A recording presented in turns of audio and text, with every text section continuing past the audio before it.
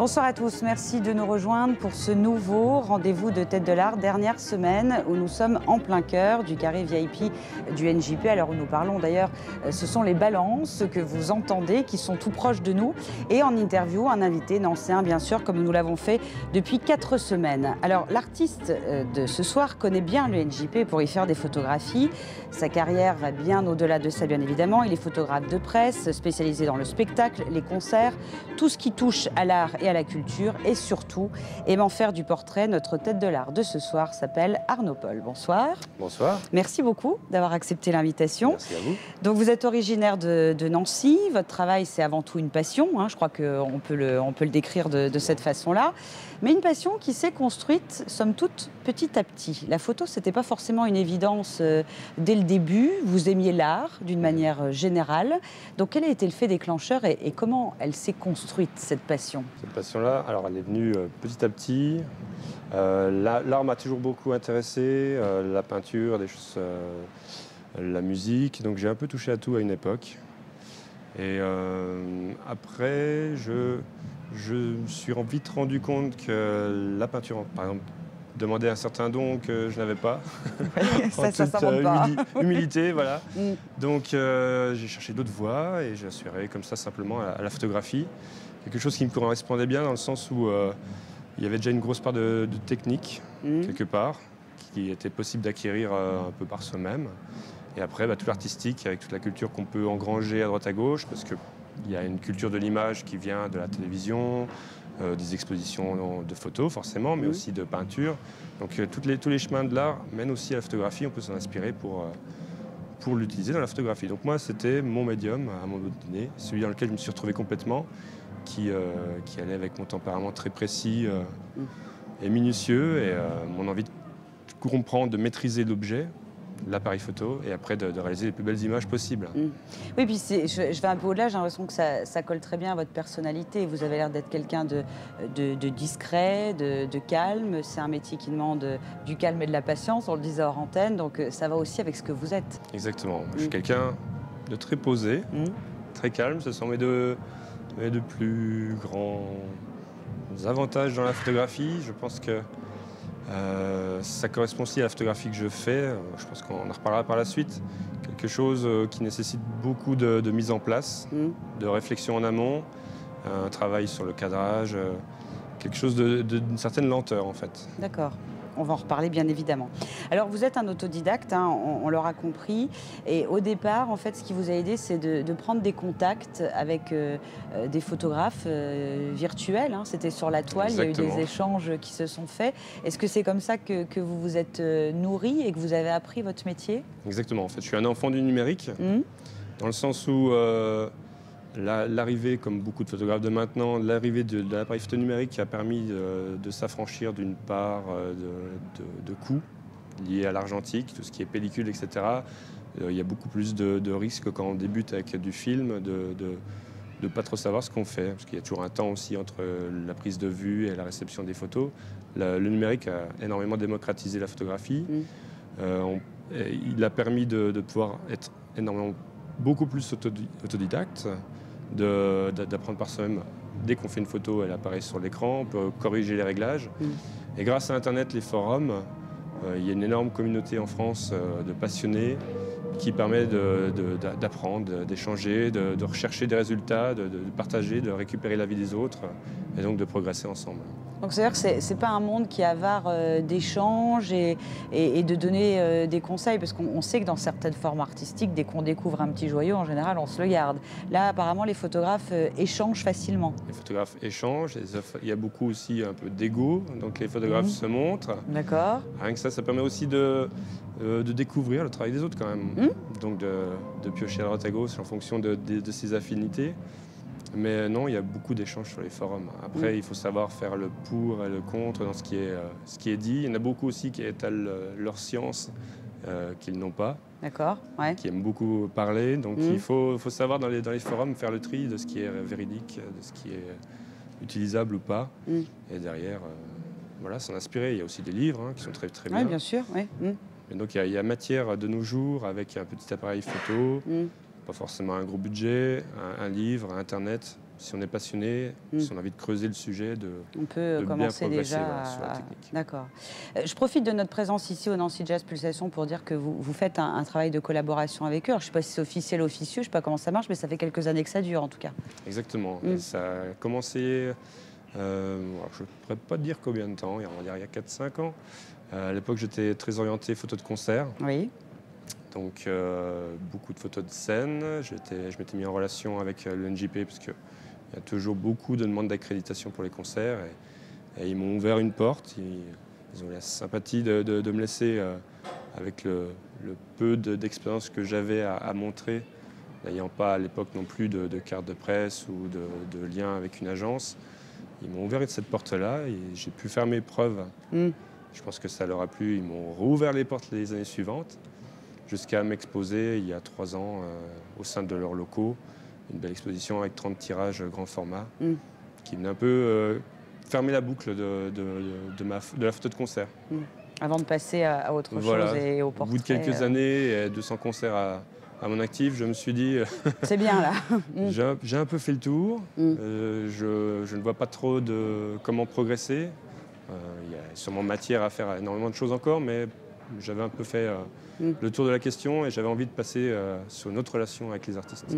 La photo de concert, qu'est-ce que ça sous-entend? Parce qu'on parlait de patience, donc là je pense qu'il en faut, mais aussi de l'adaptation, parce qu'il faut attendre, vous n'avez pas votre lumière, enfin là il faut vraiment s'adapter à l'environnement qui est autour de soi. Exactement, la photo de concert c'est un ensemble de contraintes qui viennent s'ajouter. Donc la première, c'est les contraintes de l'artiste.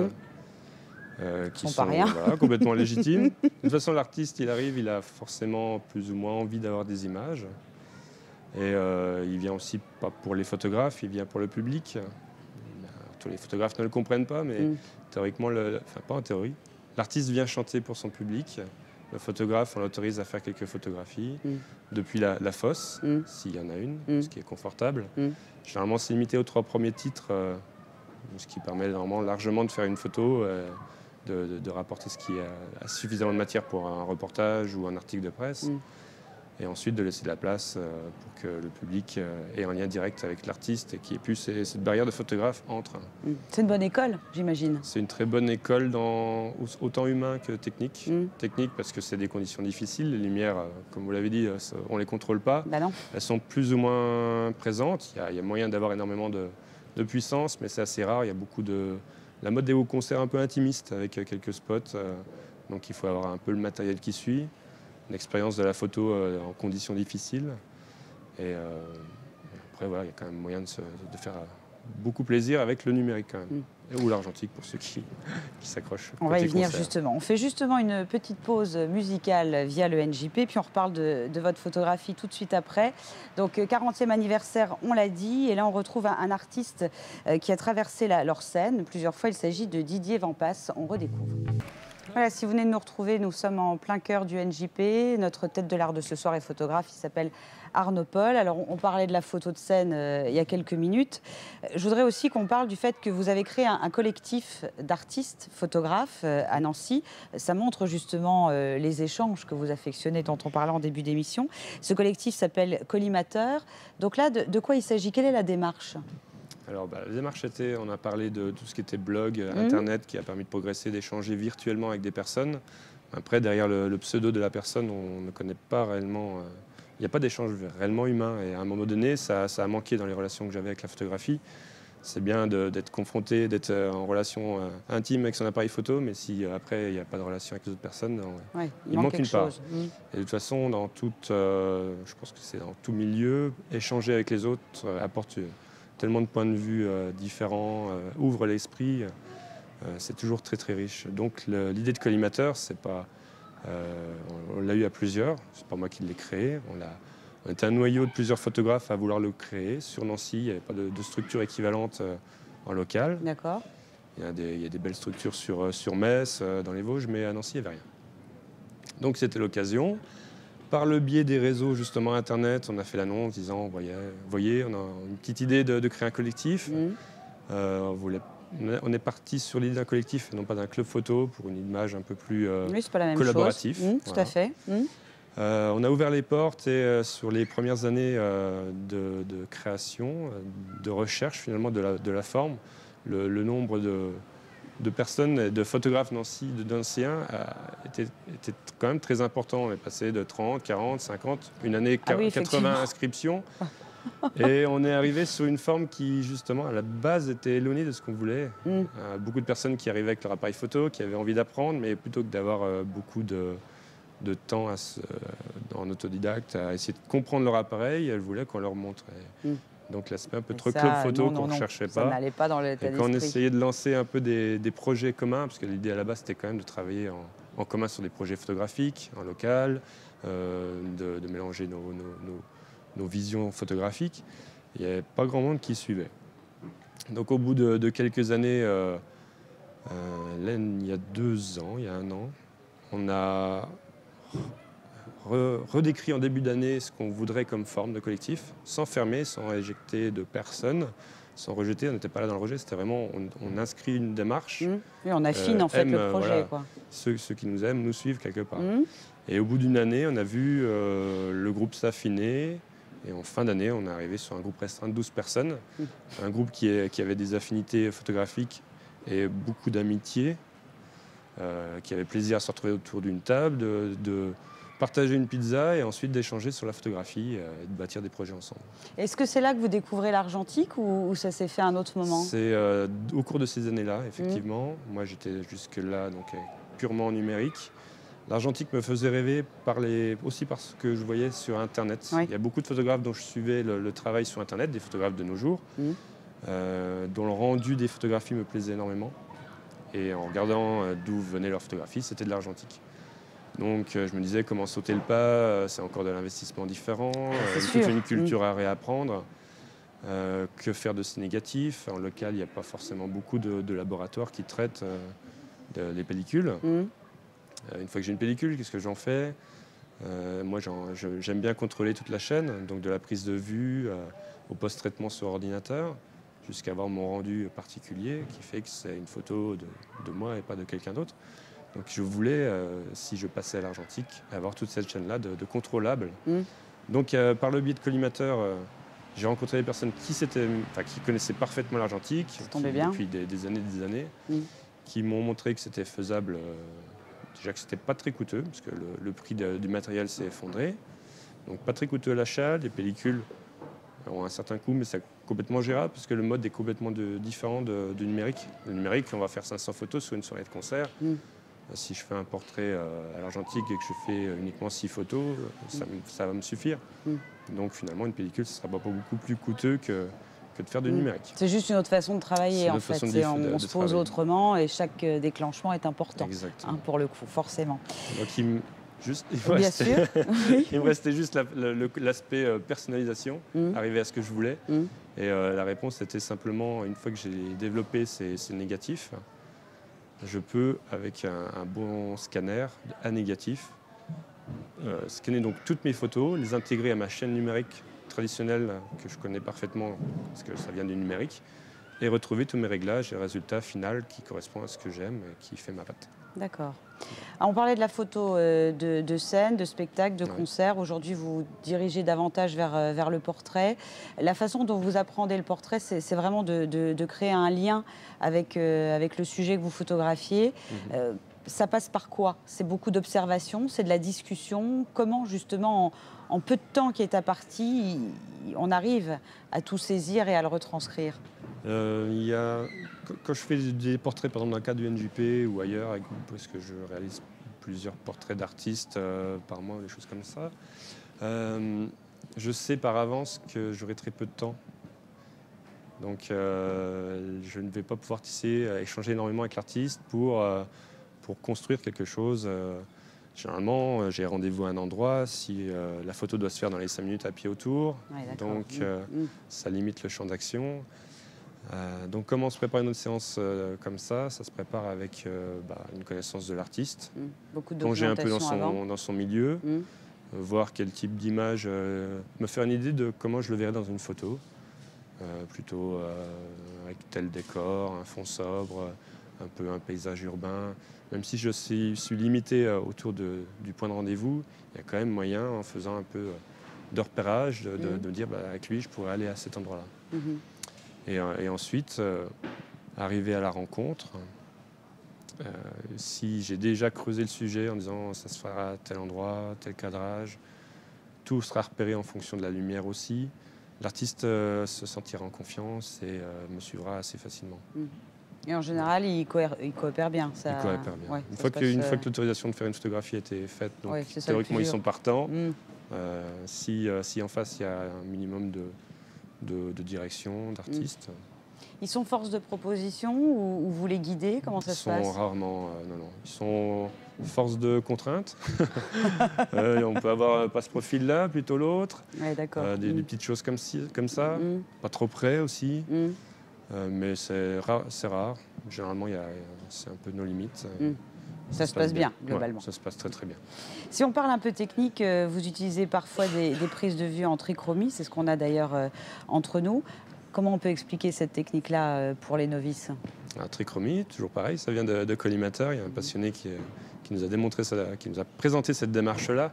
La trichromie, ça a été inventé au début du siècle dernier, quand la photographie était uniquement en noir et blanc, et que des photographes ont eu l'envie d'enregistrer en couleur les images qu'ils voyaient. Alors comment faire? L'idée est toute simple, on va dire. C'était repris beaucoup plus tard avec l'invention de la télévision. Oui, le RVB, le rouge, vert, bleu. RVB. Donc voilà, donc l'idée c'est de faire 3 photographies avec à chaque fois un filtre différent devant l'objectif, rouge, vert et bleu. Ces 3 composantes-là permettent, une fois qu'elles sont réassemblées, donc j'ai fait 3 photos en noir et blanc mais filtrées différemment, donc la photo en noir et blanc sera à chaque fois différente.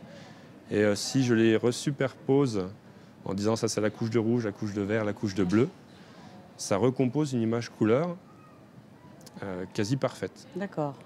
Si j'utilise du film d'une marque ou de l'une autre, le film aura sa propre interprétation de la couleur. Tandis que là, avec cette technique-là, si les filtres sont de très bonne qualité, j'aurai une image parfaite qui représente vraiment la couleur que j'aurai en face de moi. Par contre, si dans le cas de la photo de Coco Rosie, si je demande au sujet de se déplacer, de bouger, forcément il y aura des changements entre les 3 photos. D'accord. Un sujet fixe, la photo sera parfaite. Un sujet qui bouge sur chaque plan, sur chaque couche de l'image, provoquera des variantes de couleurs. Cet effet particulier qu'on a sur la photo de Coco Rosie. Alors au-delà du fait que esthétiquement c'est très beau, des fois ça sauve la mise aussi. C'est le cas de Coco Rosie, vous nous racontez l'anecdote. Alors Coco Rosie, quand je suis arrivé, forcément pareil, j'avais l'idée de faire cette trichromie-là parce que c'est un groupe très particulier. Si vous ne connaissez pas la musique, il va falloir se plonger un peu dans leur univers. Donc je me suis dit, la trichromie, ce type d'image très colorée, ça peut le faire. Particulier, ça peut vraiment le faire. Donc, mais arrivé sur place, il y en a une des 2 chanteuses principales qui s'est fait porter pâle, qui s'était retirée dans le tourbus. Et je voyais mal comment faire une photo d'un duo si je n'avais qu'une des 2 sœurs. C'est embêtant. Donc, ce qui m'a sauvé la mise sur ce coup-là, c'est que la chanteuse qui était présente, je lui ai expliqué la démarche, je lui ai expliqué ce que je voulais faire comme type de photographie, que ça sortait de l'ordinaire. Et comme elle fait aussi de la photo, ça lui a tout de suite titillé les neurones. Et elle est partie d'un coup sans que je sache pourquoi. Elle est revenue avec sa sœur, elle a été la tirée du lit du tourbus, en lui expliquant qu'il y avait un photographe qui avait une démarche un peu particulière, que ça changerait peut-être de l'ordinaire et ça vaudrait peut-être le coup de se lever. Donc j'ai pu faire cette photo-là grâce à cette envie de trichromie. Merci la trichromie. Merci. Voilà. Au-delà de toutes ces photos-là, il y a aussi les commanditaires pour lesquels vous travaillez, notamment le magazine Zut, Nova. J'ai vu aussi que vous aviez travaillé avec Télérama, le magazine Elle. Enfin bon, il y a une liste quand même assez impressionnante. Là, quel est le cahier des charges? Vous restez libre quand même, somme toute, ou est-ce que c'est hyper cadré? Comment ça marche? Alors, il y a un peu de tout. Pour Zut et Novo, pas Nova. Oui, Novo, oui. Pour Zut et Novo, c'est une relation de confiance. Ils apprécient mon travail, j'apprécie le magazine. Donc, ils ont beaucoup d'affinités avec l'argentique aussi. Beaucoup de leurs photographes utilisent l'argentique. Donc, c'est vraiment totale confiance. Ce genre d'expérimentation, Coco Rosie, d'autres choses que j'ai pu faire, ils sont énormément preneurs. Donc non, la commande c'est juste, on a un portrait de telle personne, Voici le numéro de téléphone, prends rendez-vous, fais la photo et ça ira. Donc ça, c'est très confortable. Et à l'opposé, il y a des commandes de presse hyper précises, où là, l'esprit créatif, on doit le mettre un peu de côté. Donc ça peut être pour tout type de magazine, parce que là, ça passe par une agence dont je fais partie. Des magazines, bon, vous en avez cité quelques-uns. Il y a aussi des magazines de mutuelles ou de banques, donc quelque chose de beaucoup plus confidentiel, des magazines internes ou diffusés aux abonnés. Et dans ces cas-là, c'est ultra précis. On veut telle personne qui elle a besoin de porter tel gant, telle tenue, profil droit, format carré. Et donc voilà, donc j'arrive avec ce cadre-là très précis et je m'y colle. Ça se passe bien. Mais je pense que c'est important d'avoir les deux parce que finalement, ça permet de réapprécier la liberté qu'on a sur d'autres commandes. Hein, enfin, je sais pas, c'est ce que j'imagine. Les deux sont bien, parce que ça, le pire des cas, c'est quand j'ai pas de commande, qu'on me dit rien, on me dit vas-y, mais que derrière, on me fait beaucoup de reproches et qu'on ne veut pas accepter la photo, parce que finalement, non. Bonhomme, le monsieur, il porte pas ses gants, justement. Mais si il aurait peut-être fallu le dire. Voilà. C'est déjà arrivé, mais bon. Dans les collaborations qui sont importantes, enfin qui vous ont marqué, en tout cas, il y a eu en 2013 un workshop sur 2 jours. Vous étiez invité par la ville de Metz. Là, c'est une expérience qui vous a marqué. Voilà, le club photo de Metz, très sympathique, qui suivait mon travail et avec qui j'ai eu des échanges. Et donc c'est justement une des structures qu'on n'avait pas à Nancy. J'en ai fait référence tout à l'heure. Vraiment un beau club sur Metz, historique. Ils ont eu envie de m'inviter, ils le font régulièrement avec beaucoup de photographes, et ils invitent des photographes à présenter leur travail ou à participer justement à un transfert de compétences. Donc j'aurais expliqué que je pouvais répondre effectivement sur comment réaliser le portrait de monsieur n'importe qui, dans n'importe quelle condition et avec très peu de temps. Comment sauver la mise de cette situation-là sur un minimum de temps. Voilà, pour qu'on ait un beau portrait utilisable dans la presse. Donc c'était vraiment une belle rencontre aussi avec d'autres passionnés. Le plus beau souvenir de portraits, de rencontres que vous avez eues comme ça, à chaud? Alors, c'est difficile. J'imagine. Chaque rencontre est assez unique. Chaque rencontre amène son lot d'anecdotes, plus ou moins croustillantes. Et les plus beaux portraits, c'est ceux qui débouchent derrière sur une amitié. Donc il y en a eu plusieurs cas. Donc, je vais faire un petit coucou à la fiancée, une artiste de Paris qui était venue faire une première partie sur Nancy. J'avais réalisé son portrait à cette occasion-là et depuis on est en contact régulier. Donc voilà, des petites amitiés comme ça. On retrouve le lien au-delà du portrait, c'est plus les relations. Oui, c'est ça. Oui, mais c'est ça qui vous intéresse aussi, j'ai l'impression. En page d'accueil de votre site, on peut lire la citation suivante, qui est signée Pierre-Auguste Renoir, qui dit « Le dessin m'a pris 5 minutes, mais j'ai mis 60 ans pour y arriver ». Est-ce que cette citation résume bien Arnaud Paul ? Elle la résume dans le sens où une photo peut paraître très facile à... on m'a déjà fait la remarque, oui, c'est pas compliqué d'être photographe, il suffit d'avoir du bon matériel, ouais, c'est une des pires insultes. Il suffit d'avoir du bon matériel et puis ça suffit à faire une belle photo. Et donc, non. Non.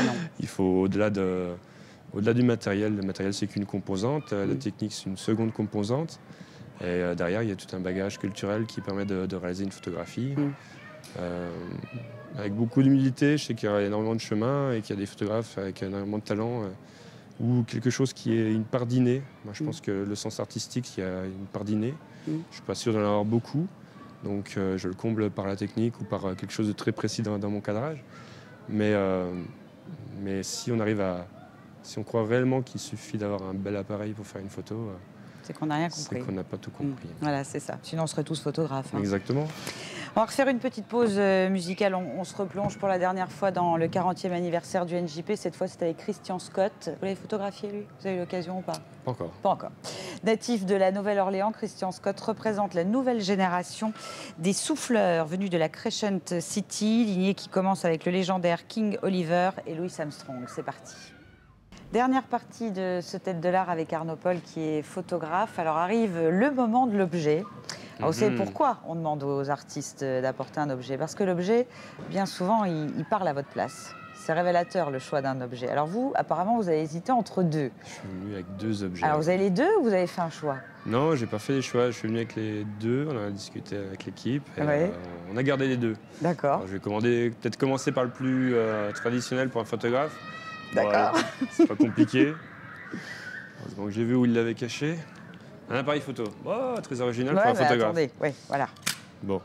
Alors pourquoi je suis venu avec celui-là? Déjà parce qu'effectivement, il m'accompagne sur tous mes commandes de portraits, même s'il est passé maintenant en appareil de secours, au cas où. C'est le premier moyen format que j'ai acheté quand, après avoir vu le travail des autres, échangé avec mes amis de collimateur, je me suis dit, je vais me mettre à l'argentique. D'accord. C'est un bel objet, hein, ceci dit. Donc c'est un bel objet, il date des années, on va dire début 70. C'est une marque très connue, Hasselblad. C'est un format carré, 6:6, donc un autre format que le format numérique aussi. C'était une belle découverte de rentrer un peu dans le format carré, de casser un peu ses habitudes de cadrage.